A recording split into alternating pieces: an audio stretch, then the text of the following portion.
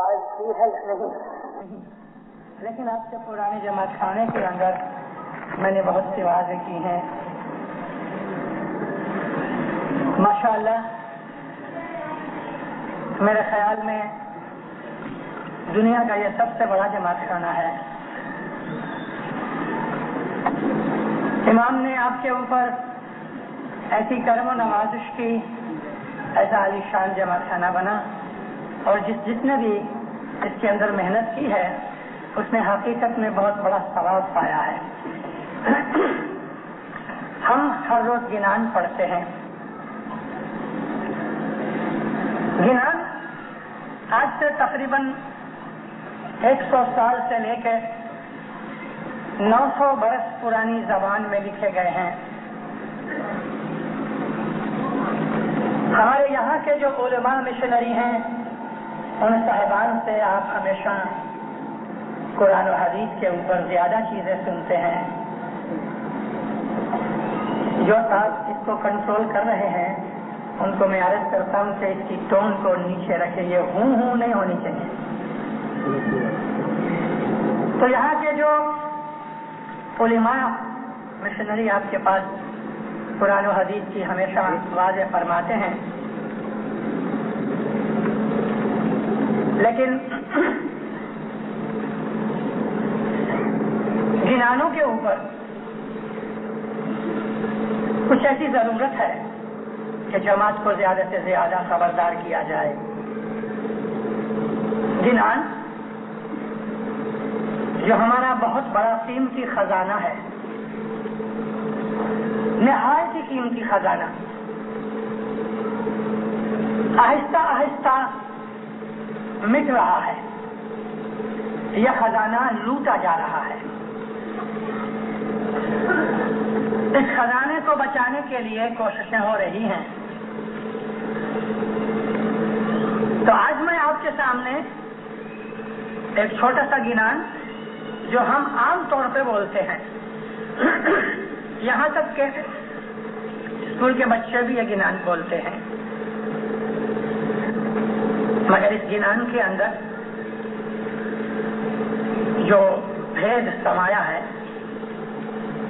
لفظوں کے اندر جو ہمارے ان بزرگوں نے تشبیہ دی ہیں، اور ان گنانوں کے درمیان یعنی ایک یا دو یا دوسرے گنانوں کے درمیان کنیکشن ہوتے ہیں، تعلق ہیں، اور کس موقع پہ گنان بولا گیا وہ بھی ایک بڑی لذت والی چیز ہے، دلچسپ ہے.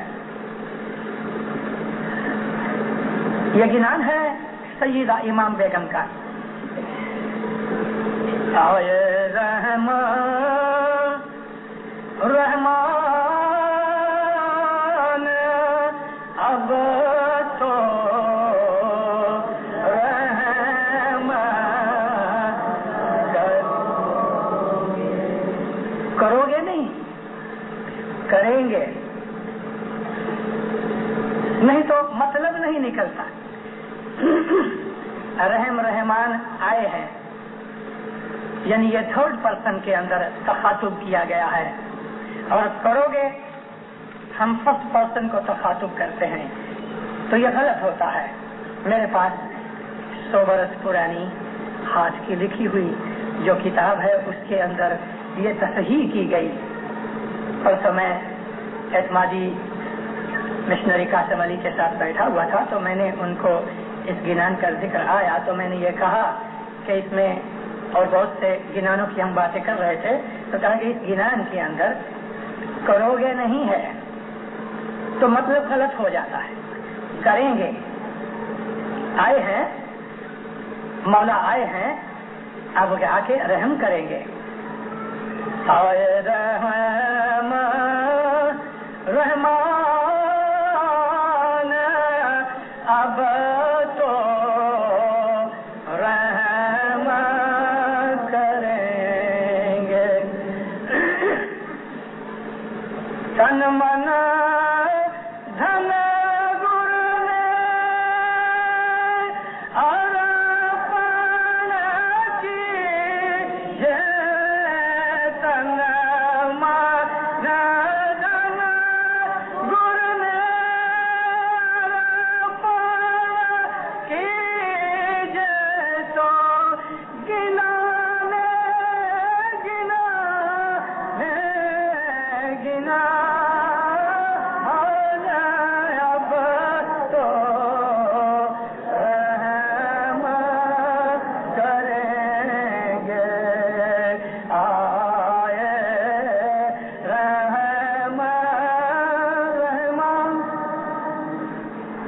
حضرت امام پہ صلوات پڑھو اللہم صلی اللہ محمد وعلی محمد۔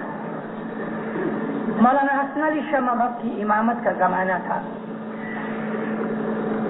اس زمانے کے اندر بمبئی میں سب سے جو بڑا جماعت خانہ تھا سائز میں، وہ کانڈی محلے کا جماعت خانہ تھا، آج جس کو ہم کریم آباد کہتے ہیں، اور وہ نام آپ کو ملا ہے یہاں۔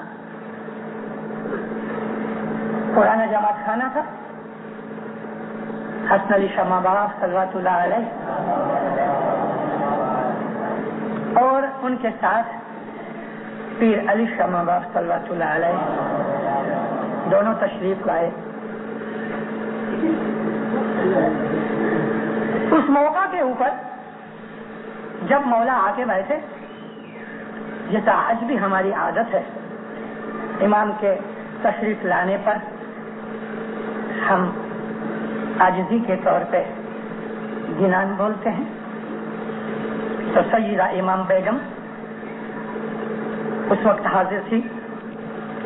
مولا سے اجازت لے کے انہوں نے یہ 4-5 کا گنان ان کی حاضری میں جماعت کو سنایا۔ مولا بہت خوش ہوئے۔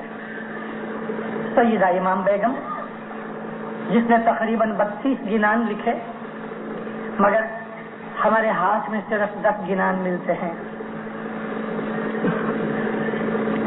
کوشش ہو رہی ہے شاید تھوڑے سے اور بھی گنان اس داعیہ کے ملیں۔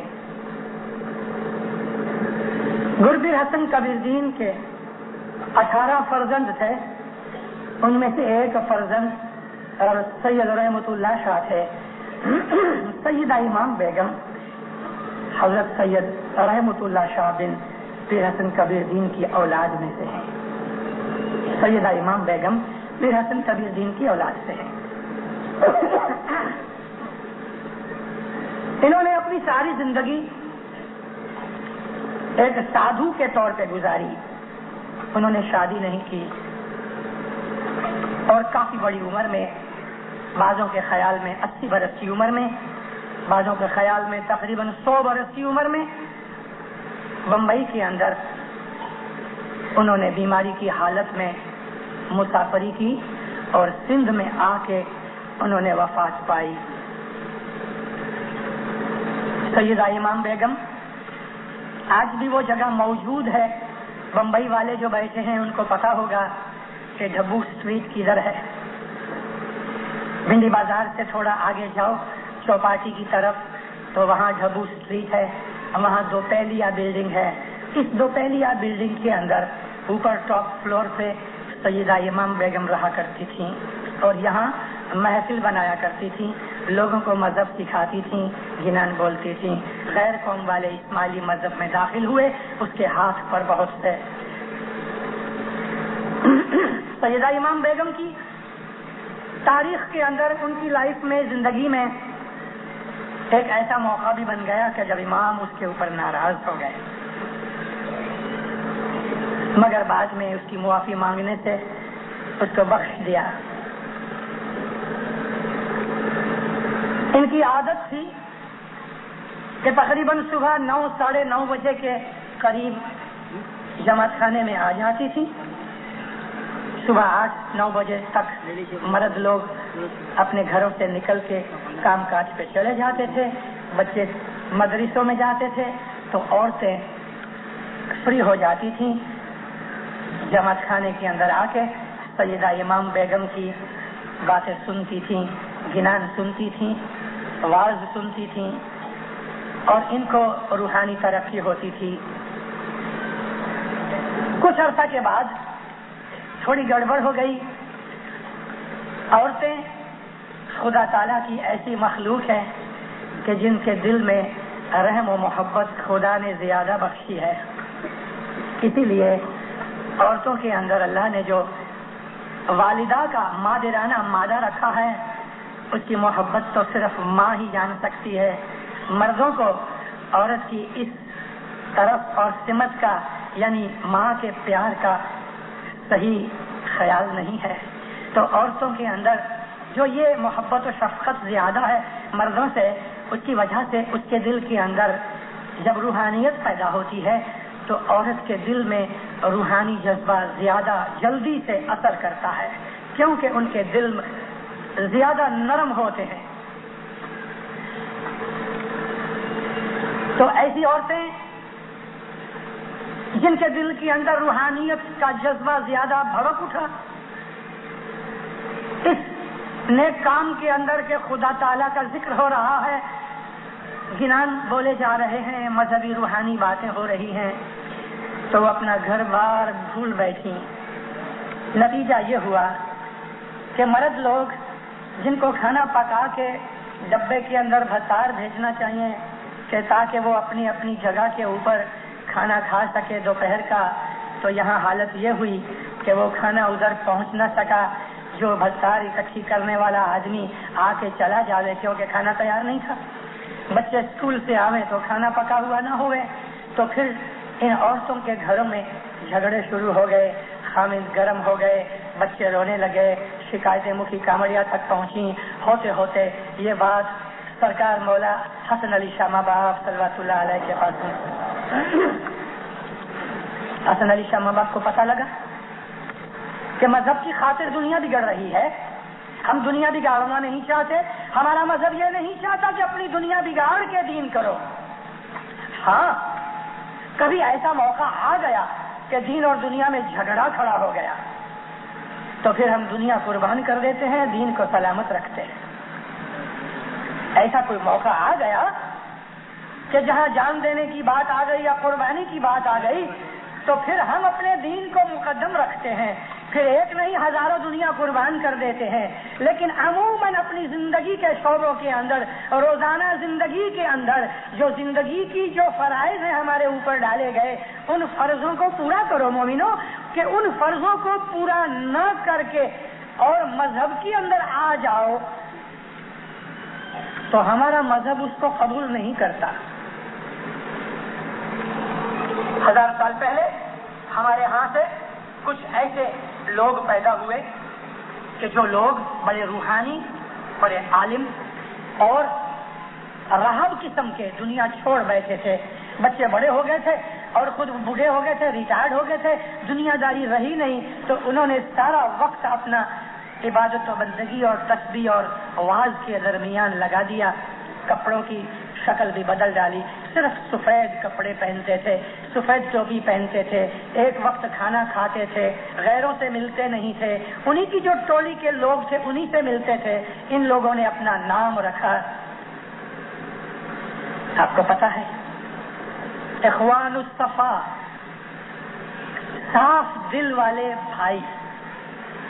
انہوں نے ایک ٹولی بنائی، جیسے ہم پنجے بھائی کہتے ہیں نا، پنجے بھائی یعنی اخوان،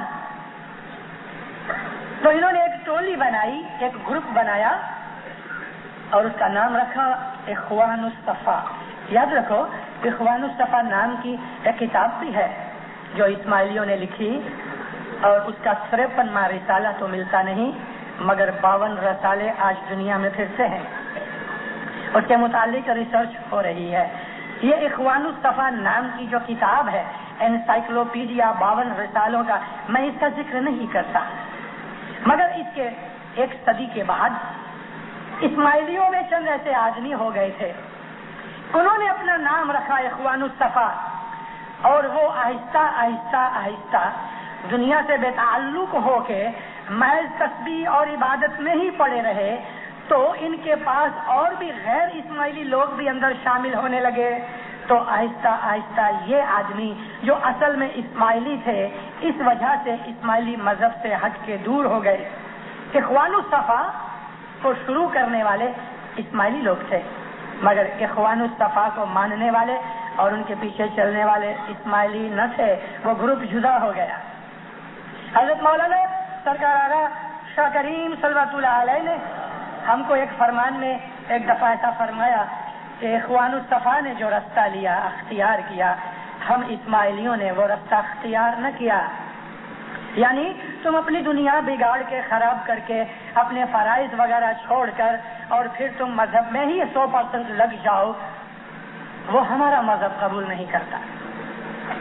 دنیا بھی سنبھالو، دین بھی سنبھالو، بلکہ تمہاری دنیا اگر حضرت امام کے فرمان کے مطابق چل رہی ہے تو وہ دین ہی دین ہے.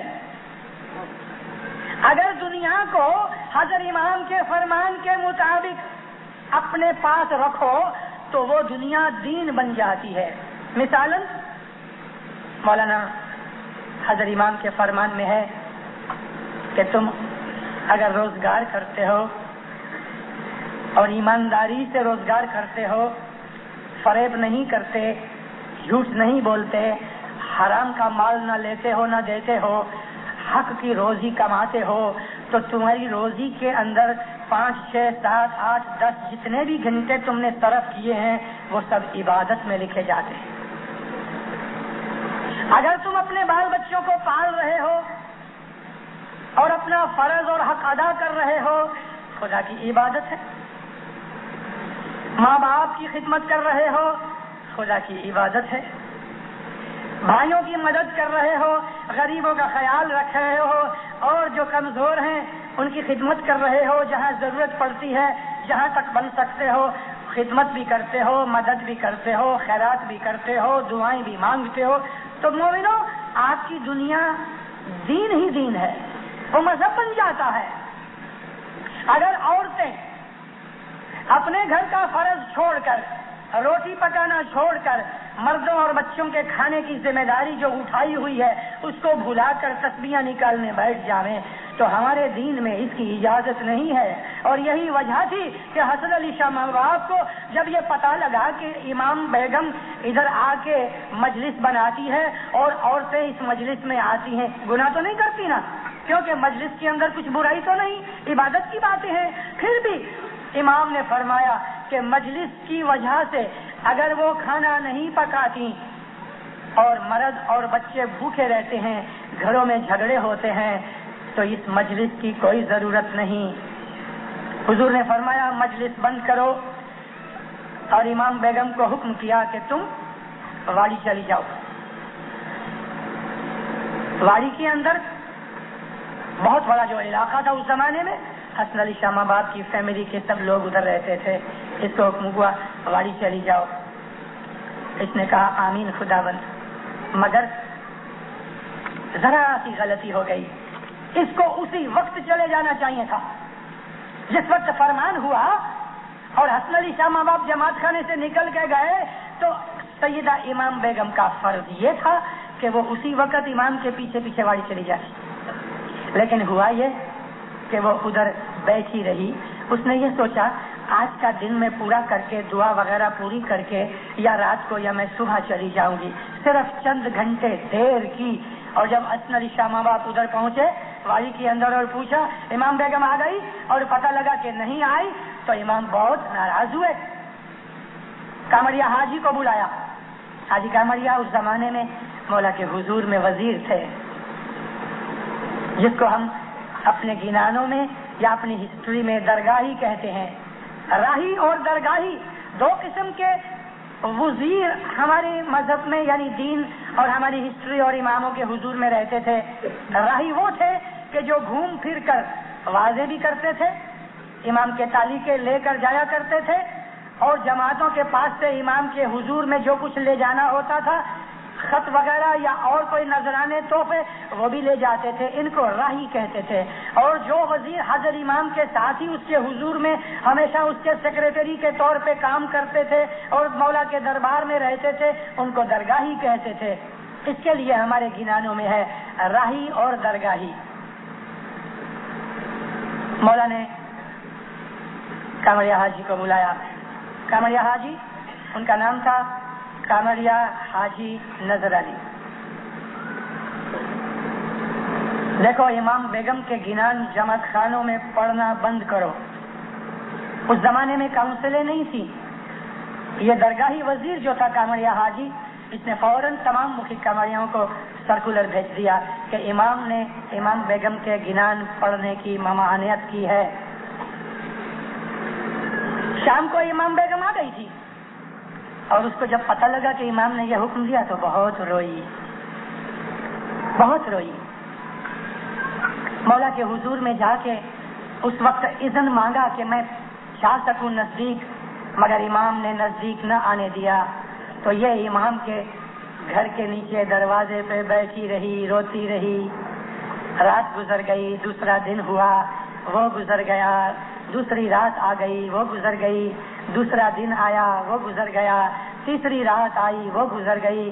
اور پھر تیسرے دن صبح امام نے باہر آ کے اس کے سر پہ ہاتھ رکھا. 3 راتیں 3 دن یہ روتی رہی، نہ اس نے کھایا، نہ اس نے پیا، نہ اس نے آرام کیا. اور حقیقت بھی ہے کہ جس محبوب کی خاطر، جس محبوب کو یعنی امام کو خوش کرنے کے لیے یہ سب کچھ کر رہی تھی، اگر وہی محبوب ناراض ہو گیا تو زندگی کا فائدہ کیا؟ بات تو یہ تھی نا، اس کے دل میں کوڑ کپٹ نہ تھا. انسان ہے، غلطی ہو جاتی. اس نے یہ سوچا کہ امام نے کہا ادھر چلے جاؤ، میں 8 گھنٹے ٹھہر کے جاؤں. لیکن چونکہ یہ علم والی تھی، چونکہ یہ سیدہ تھی، چونکہ حسن کبیر دین کی نسل میں سے تھی، اس کو لوگوں سے، عام لوگوں سے زیادہ سمجھنا چاہیے. ایسا ہم مشنریوں کو بھی یہی اطلاق ہوتا ہے. یہ چیز ہم مشنریوں کو بھی اطلاق ہوتی ہے کہ عام جماعتوں کو جو ہم کچھ کہہ رہے ہیں یا کہتے ہیں یا کہیں گے، اگر ہم اس کے اوپر عمل نہیں کرتے تو ہمارا کوئی حق نہیں جماعت کو کہنے کا، کیونکہ ہم جماعتوں کے اندر عالم لے کے گئے ہیں. مشنریوں کو عام جماعت سے زیادہ عبادت کرنی چاہیے. مشنریوں کو عام لوگوں سے زیادہ صاف پاک ہونا چاہیے، ظاہر میں بھی باطن میں بھی، کیونکہ ہم لوگوں کو گرو کے طور پہ، استاد کے طور پہ سکھاتے ہیں. اور یہ جو سید تھے، جو پیروں کی اولاد تھے، وہ الحمدللہ ہم سے بھی بڑے تھے. تو سیدہ امام بیگم کے سر کے اوپر ہاتھ رکھا اور مولا نے فرمایا تم نے نافرمانی کی، پاؤں پہ گری. مولا میرے دل سے تو واقف ہے، دیری ہو گئی، میں اس کے لیے معافی مانگتی ہوں. مولا فرمایا حکم ہوئے فوراً عمل ہونا چاہیے. آمین خداوند. کامریا حاجی جی خداوند. جماعتوں کے اندر امام بیگم کے گنان پڑے جائیں. 3 دن اس کے گنان بند رہے. حضرت رسول اکرم صلی اللہ علیہ وسلم ایک دن اپنے گھر میں بیٹھے تھے. آپ لوگوں کو شاید پتا ہوگا، سنا ہوگا مشنریوں کی وعظوں سے کہ حضور رسالت مآب کے دربار میں ایسے بہت سے لوگ تھے کہ جو فری سروس دینے کے لیے راضی خوشی سے آیا کرتے تھے.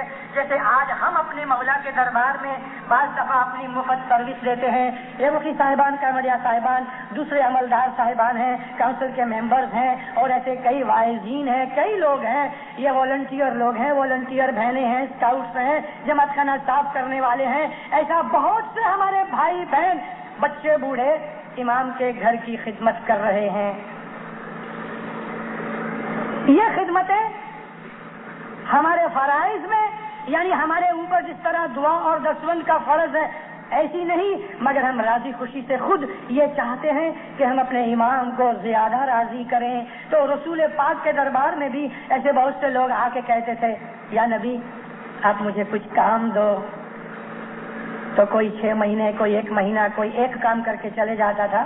انس بن مالک نام کا ایک جوان آیا اور اس نے آ کے رسول اللہ سے اپنی خدمت کے لیے عرض کی، تو نبی نے اس کو اپنے پاس رکھ لیا. تو یہ ADC تھا، کچھ بھی کام کاج کرنا ہوئے باہر اندر کا تو یہ انس بن مالک کرتے تھے. 10 برس انس بن مالک نے رسول اللہ کی خدمت کی. آج ہماری اس جماعتوں کے اندر 5 سال کی جو مجلسیں بنتی ہیں، ہم تو اس میں 500 روپے دیتے ہیں. کئی لوگ سوال کرتے ہیں کیا اسماعیلی مذہب جو ہے وہ پیسے کا مذہب ہے؟ اور ایسے سوالات ہوتے ہیں. کئی لوگ ہمارے بگڑ گئے ہیں یہ سمجھ کے کہ اسماعیلی مذہب کے اندر تو کمرشلائزیشن ہے. اندر آؤ تو مکھی کے پاس دعا کراؤ تو ہم کچھ نہ کچھ نذرانہ رکھتے ہیں. نیاز پیتے وقت بھی ہم کچھ پیسے رکھتے ہیں. ناندی لیتے ہیں تو کچھ پیسے دیتے ہیں. مہمانی کرنی ہے تو پیسے دیتے ہیں. 5 بار سال میں آنا ہے تو پیسے دیتے ہیں. کیا پیسہ ہی پیسہ ہے ہمارے مذہب میں؟ بہت سے بچے سوال کرتے ہیں. مومنوں اگر مذہب کی سمجھ آتی تو یہ سوال نہ ہوتا. اور سوال کرو تاکہ اس کا جواب ملے. پوچھنے کے لیے اپنا علم بڑھانے کے لیے، اپنے مذہب کو سمجھنے کے لیے اگر آپ سوال کرتے ہو تو کوئی حرج نہیں. مشنری تو اسی لیے ہے تاکہ آپ کی خدمت کر سکیں، علم سکھا سکیں، اور اس میں کچھ خراب نہیں. پوچھو. پہلی چیز یہ ہے کہ ہمارا جو مذہب ہے وہ پیسہ نہیں مانگتا، دل و جان مانگتا ہے. ہم نے جب حضرت امام کی بیعت کی تو اس وقت ہم نے اپنی تن من دھن سب کچھ امام کو دے دیا. میں نے آپ کو شاید ادھر 5 برس پہلے کہا ہوگا، مگر پرسوں درخانہ جماعت کے اندر واز کرتے کرتے میں نے کہا ہے کہ یاد رکھو، ایک چیز کھل کے یاد رکھو، اور جب غیر ہمارے مسلمان بھائی یعنی غیر اسماعیلی وہ پوچھیں تو آپ ان کو ایک بات ضرور کہہ دو کہ دیکھو، اسماعیلی مذہب جو ہے وہ اسلام دین میں ایک طریقہ ہے، ایک طریقہ ہے، اور جو طریقہ ہے وہ شریعت سے اونچا ہوتا ہے. ایک تو شریعت ہے، دوسری طریقت ہے. ہمارا جو مذہب ہے یہ طریقت ہے. جو صوفی لوگوں کے نزدیک جاتا ہے اس کو پتہ لگتا ہے کہ صوفی مذہب جو ہے وہ طریقت ہے. بہت سی قسم کی طریقتیں ہیں. تو ہمارا اسماعیلی مذہب جو ہے دین اسلام کے اندر وہ ایک طریقہ ہے، اور اس طریقے کے اندر یا کسی بھی طریقے میں ایک مرشد ہونا چاہیے. مرشد کے بغیر طریقت نہیں. ہاں، جو شریعت میں ہے ان کے اوپر مرشد ہونا لازم نہیں. اور عام شریعت کے اندر تو قیاس کے اوپر ہی شریعت چل رہی ہے نا. آج جو شریعت آپ دیکھ رہے ہو باہر تو وہ تو قیاس پہ چل رہی ہے، اور قیاس کرتے کرتے کرتے آج شریعت کی یہ حالت ہو گئی کہ پتہ نہیں لگتا کہ سچ یہ ہے کہ سچ وہ ہے. کیونکہ ساری شریعت جو ہے وہ قیاس کے اوپر ہے.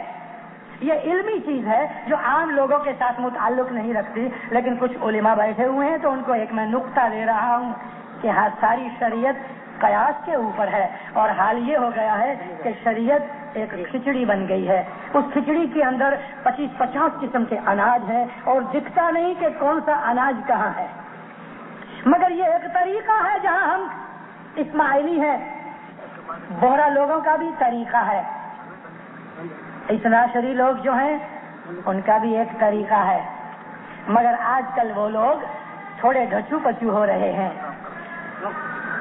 مگر ہم نے اپنے طریقے کو سلامت رکھا. بہت سے صوفیہ ہیں، نقشبندیہ ہیں، قادریہ ہیں، ان کے طریقے ہیں، ان کا ایک مرشد ہے. تو یہ ہمارا طریقہ ہے.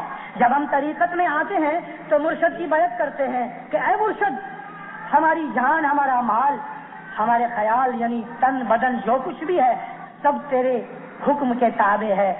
اور ہم ہر اسماعیلی نے، یہاں تک کہ چھوٹے بچوں نے بھی حضرت امام کی بیعت کی ہے، اور اس بیعت کا یہی مطلب ہے کہ تن من دھن ہم حضرت امام کے پاؤں میں رکھ دیتے ہیں. اور ہم نے رکھ دیا ہے، رکھ دیا. یہ نقطہ سمجھ میں آ گیا؟ اگر تن من دھن آپ نے امام کے پاؤں میں رکھ دیا تو آپ کے کھیسے میں جو پیسے ہیں وہ کس کے ہیں؟ آپ کے. آپ نے اگر حضرت امام کی بیعت کی ہے اور آپ نے تن من دھن حضرت امام کو دے دیا ہے تو آپ کے کھیسے میں، آپ کی تجوری میں، آپ کے بینک میں جو ہے وہ کس کا ہے؟ آپ کا.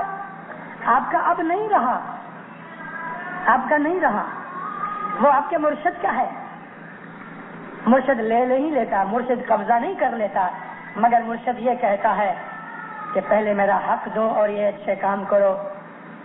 ان کاموں کے اندر جب بھی ہم مرشد کے حضور میں جاتے ہیں، مثالاً ہم مکھی کے پاس پہنچتے ہیں، مکھی کمریا صاحبان امام کی اور پیر کی گدی پہ بیٹھے ہیں، اس کی مسند پہ بیٹھے ہیں، تو ہم اپنے امام کے، اپنے مرشد کے پاس جا کے اس تمام پیسے میں سے جو ہمارا نہیں بلکہ مرشد کا ہے، تھوڑا سا اس کے حضور میں ہم نذرانہ رکھتے ہیں. یہ کیوں کہ یہ مال اس کا ہے، اور جو کچھ وہ قبول کر لے گئے وہ ہماری خوش نصیبی، اور باقی جو ہمارے پاس رہ گیا ہے وہ اس نے ہم کو بخش دیا ہے. 5 سال کے اندر جو لوگ ہیں وہ ایسے ہیں کہ امام حسن علی شاہ باپ کے پاس لوگ آئے، کہنے لگے یا مولا ہم کو آپ کی خدمت کرنی ہے. تو مولا نے کہا بھائی خدمت گار تو بہت ہے میرے پاس، تو مجھے تمہاری ضرورت نہیں. تو کسی آدمی نے کہا مولا آپ کا یہ باورچی ہے، میں اس کی تنخواہ دے دوں تو میری یہ خدمت آپ قبول کر لو. تو مولا نے کہا اچھا. تو امام کے گھر کے جو نوکر تھے اس وقت ان کی تنخواہ 10 روپے مہینہ تھی، کھانا پینا مفت تھا، برس کے 100 روپے بنتے تھے. تو امام نے کہا اچھا کبھی تم میرے ایک نوکر کی تنخواہ دے دو تو میں یہ سمجھوں گا کہ تم نے 1 سال تک میری خدمت کی. تو کسی نے 500 روپیہ دے دیا تو 5 برس کی خدمت امام نے منظور کی. تو انس بن مالک نے ایسی ہی جس طرح ہم امام کی خدمت کرتے ہیں اس نے 10 برس خدمت کی.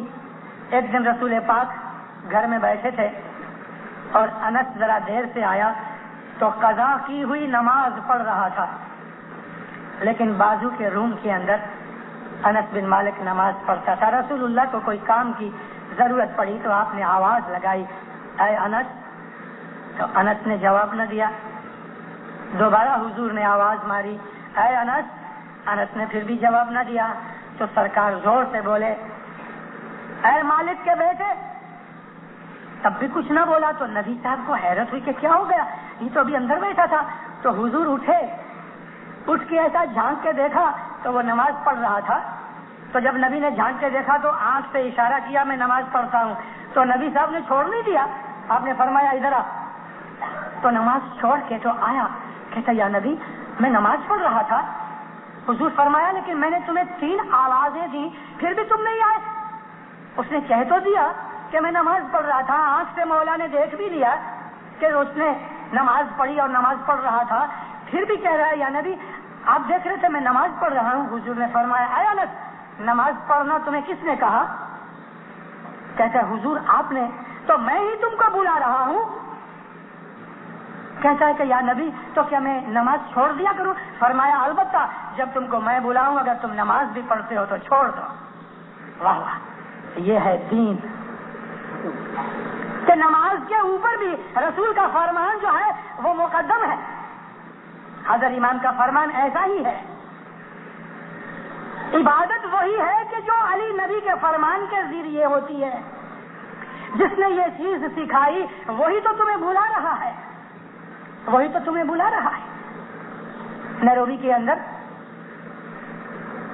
صبح اٹھانے جانے والے جو اور لوگوں کو بھائیوں کو لے آنے والے جو والنٹیئر بچے ہیں 3 بجے سے لے کے وہ گاڑیاں لے کے جاتے ہیں اور اپنے اسماعیلی مومنین کو گھروں سے اٹھا کے جماعت خانے، اور جماعت خانے کی تمام باتیں پوری ہو جاتی ہیں تو پھر گھر چھوڑ جاتے ہیں. ایسے والنٹیئر بچوں نے امام کے حضور میں ان کے خود کے گروپ نے مہمانی رکھی اور ایک نے ہاتھ باندھ کے عرض کی کہ خداوند ہم کو ایک پرابلم ہے. کیا ہے؟ مولا ہم سب صبح لوگوں کو اٹھا کے جماعت خانے لے کے آتے ہیں تو ہم صبح عبادت نہیں کر سکتے. ماں باپ فرمایا کیوں نہیں؟ کہتے خداوند ہم 5 بجے تک لوگوں کو لے آتے ہیں تو پھر ہم 4 اور 5 کے درمیان کی عبادت نہیں کر سکتے. آدھا منٹ مولا چپ رہے، اس کو دیکھتے رہے کہ اس کے دل میں کیا ہو رہا ہے. اس کی طاقت نہ رہی مولا کی طرف دیکھنے کی تو نظر نیچی کر لی. مولا ہنس کے کہتے ہیں ایسا ٹھیک نہیں، عبادت تو کرنی چاہیے، مگر کیونکہ تم لوگوں کو اٹھانے جاتے ہو جماعت خانے عبادت کے لیے لے آتے ہو، تم ایسا کرو تم اپنے گروپ کو 2 حصوں میں بانٹ دو. ایک حصہ 4 اور 4:30 کے درمیان لوگوں کو اٹھانے جائے اور جو دوسرا حصہ ہے وہ اس وقت یعنی 4 ساڑھے 4 کے درمیان بیٹھ کے عبادت کرے، اور پھر 4:30 سے 5 بجے جو دوسرا گروپ جو لوگوں کو اٹھانے جاتا ہے وہ آ کے عبادت کرے، اور جو پہلا گروپ عبادت کر رہا ہے وہ اٹھ کے لوگوں کو جائے لے کے آئے. یوں فرمان یہ ہے کہ 1 گھنٹہ تمہاری عبادت ہونی چاہیے. تو وہی مالک ہے جس نے اس چیز کو فیر فار کر دیا. مطلب میرا کہنے کا یہ ہے کہ مرشد کا جو حکم ہے وہ اسی وقت مانا جانا چاہیے، اسی وقت، اس میں دیری نہیں ہونی چاہیے. جیسے کہ انس بن مالک کی میں نے آپ کو بات سنائی کہ اگر وہ نماز بھی پڑھ رہا ہے اور امام بلاتا ہے، نبی بلاتا ہے تو نماز توڑ کے بھی اس کی حکم کر جانا چاہیے. سیدہ امام بیگم سے یہ غلطی ہو گئی، وہ اسی وقت نہ گئی، 3 دن تک روتی رہی، 3 دن تک اس کی مجلسیں بند رہیں، 3 دن تک اس کی عبادت کرنے کا موقع بند رہا، 3 دن تک اس کے گنان بند رہے. آخر رحم و رحیم بادشاہ ہے، اس نے اس کو معاف کر دیا. تو یہ گنان اس نے ایک دفعہ جب امام حسن علی شاہ ماں باپ کانی محلے کے جماعت خانے میں پیر علی شاہ کے ساتھ آ رہے تھے تو اس وقت یہ گنان بنایا. اس گنان رچنے کی بیک گراؤنڈ کس نے بنایا آج آپ کو پتہ لگا. ہمیں اپنے مذہب کے اندر ایسی بہت سی چیزیں جان کر بڑا لطف آتا ہے اور روحانی خوشی ہوتی ہے. آئے رحم رحمان اب تو رحم کریں گے. تن من دھن گر نے ارپن کیجے. تمہارا تن، تمہارا من، تمہاری دولت کے اندر ہماری تمام ملکت ہے. من کے اندر ہماری اولاد، بیوی، بچے، لین دین، جو کچھ بھی ہمارے من کے اندر ایک آرزو کے طور پہ جس کو ہم چاہتے ہیں، پیار کرتے ہیں، وہ سب چیزیں من کے ساتھ آ گئیں. اور تن یعنی اس کی پرسنل خود کی جان اور بدن آ گیا. ہم نے سب کچھ اس مرشد کے پاؤں میں رکھا ہے. اور طریقت یہی ہے، یہی طریقت ہے جی. سانجس بونت جپو مورا بھائی، سانجس بونت جپو مورا بھائی، آرتی تدر دین گائی. گلا نہیں چل رہا. صبح شام مولا کو یاد کرو، صبح اور شام. یا ایھا الذین آمنوا اذکروا ذکر اللہ کثیرا وسبحوا بکرۃ واصیلا. اے لوگوں صبح شام خدا کا ذکر کرو، صبح شام اس کی تسبیح کرو، تعریف کرو. تو تن من دھن گر نے ارپن کیجئے. گنانے گنانے گنانے، اس چیز کو سمجھ کے. گنان کا مطلب سمجھ ہے. گنان کا مطلب وہ عقل اور علم ہے جو انسان کو روحانیت کی طرف لے جاتا ہے، اس کو گنان کہتے ہیں. اور اسی لیے ان مناجات کی نظموں کو، یہ منظوم چیزیں جو ہمارے گنان ہیں، ان کو گنانوں کا نام بھی پیروں نے دیا کہ یہ گنان ہے. گنان یعنی وہ سمجھداری، وہ علم کہ جو آپ کو روشنی کی طرف، روحانیت کی طرف لے جائے. تو تن من دھن گر نے ارپن کیجئے. تو گنانے گنانے گنانے. دوسرا پارٹ ہے، اب مجھے ساتھ دینا. عموماً میں کہا کرتا ہوں میں اکیلا بولوں گا. ہے جی دان سخا ہر دم کی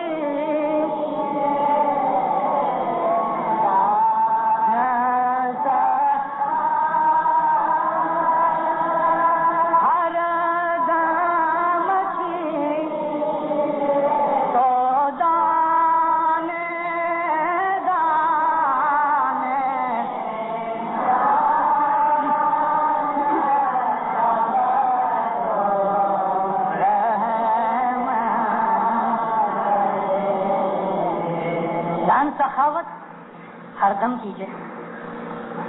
دانے دانے دان اب تو رحم کریں گے. دان اور سخاوت یہ دونوں لفظ ایک ہی ہیں، مگر شاعروں کو ایسی اجازت ہوتی ہے کہ وہ کسی لفظ کو بار بار الگ الگ جدا جدا طریقے اور طور پہ استعمال کرتے ہیں. سخاوت اسلام کے اندر بہت اعلیٰ عمل ہے، مگر یاد رکھو مومنو، دسوند جو ہے وہ سخاوت میں نہیں آتا. دسوند الگ چیز ہے. دسوند ہمارے اوپر قرض کے طور پہ فرض ہے پورا کرنا. دسوند اللہ رسول کا حق ہے. دسوند جو آدمی نہیں دیتا وہ دین کا دشمن ہے. مولانا سلطان محمد شاہ صلی اللہ علیہ نے فرمایا، اور یہ مڈغاسکر کا فرمان ہے، کہ جس نے امام کی بیعت کی ہے اور پھر وہ دسوند نہیں دیتا تو وہ امام کی امامت کا دشمن ہے. اس چیز کو اچھی طرح سے اپنے دل میں ذہن نشین کرو. سخاوت نہ کرنا گناہ نہیں، سخاوت نہ کرو کوئی گناہ نہیں، مگر دسوند نہ دو گے تو بہت بڑے گنہگار ہو. سخاوت کرو گے بہت فائدہ ملے گا، اور دسوند دو گے تو امام کا عشق ملے گا. دو چیزیں ہمارے اس طریقت میں، ہمارے اسماعیلی مذہب کے اندر اتنی ضروری ہے کہ ان کے بغیر ہمارا ایمان نہیں ٹک سکتا. ایک تو 3 وقت کی جماعت خانے کے اندر حاضری کے ساتھ دعا، اور اس وجہ سے کہ دنیا میں ہم مجبوری بھی پاتے ہیں، جیسا کہ کوئی آدمی دور رہتا ہے یا جس آدمی کو سواری کی تکلیف ہے، اس کا بزنس ایسا ہے کہ وہ جماعت خانے کے اندر شام کے وقت حاضری نہیں دے سکتا، تو جہاں بھی ہے وہ دعا پڑھ لے. جہاں تک بن سکے جماعت خانے کے اندر روز صبح شام آنا چاہیے، مگر کم از کم ایک دفعہ تو ضرور آنا چاہیے. جو شام کو نہیں آ سکتے وہ صبح تو آ سکتے ہیں. اس وقت تو صبح کی دعا کے وقت تو دکانیں کھلی نہیں ہوتی. تو 3 وقت کی ہماری نماز اور 10 مال واجب، یہ ہمارے طریقت کے اندر، ہمارے اسماعیلی مذہب کے اندر سب سے اعلیٰ اور عرفہ ڈیوٹی ہے ہماری. اگر ان دونوں میں سے ہم نے ایک چیز کی اور دوسری نہ کی تو ایمان نہیں ٹکے گا. دونوں ہونی چاہیے، اور اگر کوئی آدمی یہ دونوں نہیں کرتا تو اس کا ایمان جلدی ختم ہو جائے گا، بلکہ ایمان جلدی سے جل جائے گا جس طرح کاغذ جل جاتا ہے. مگر یہ 2 چیزیں، دسوند اور دعا، یہ ہمارے ایمان کی سلامتی کی ذمہ دار ہیں. وہ لوگ کہ جو مذہب کے خلاف ہو جاتے ہیں، میں صرف اسماعیلیوں ہی کی بات کرتا ہوں، مجھے پتا ہے اس وقت یا وہ دعا نہیں پڑھتا تھا یا وہ دونوں نہیں کرتا تھا. Continue to CD number 2.